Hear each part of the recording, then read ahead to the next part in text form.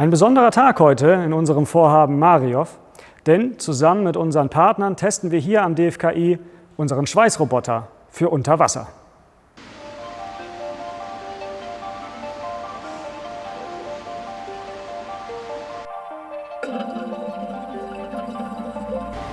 Unterwasserschweißen ist sehr wichtig für die Instandhaltung von maritimen Strukturen. Derzeit werden solche Arbeiten nur noch von Tauchern durchgeführt. Mittelfristig können so kritische Wartungsaufgaben nicht mehr effizient durchgeführt werden.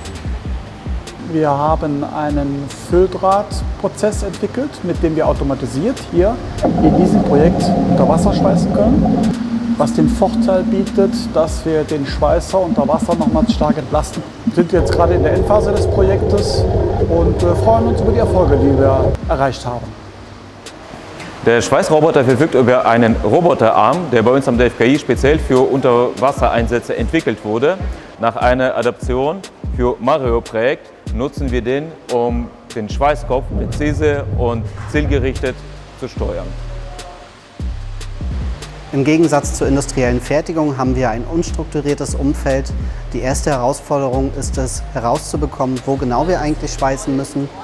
Im Mario-Projekt haben wir dafür ein spezielles Unterwasser-Stereo-Kamerasystem entwickelt.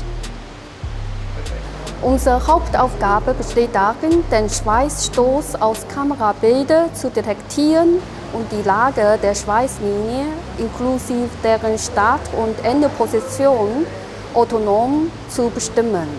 Dazu haben wir neuartige Verfahren entwickelt und KI-Modelle trainiert.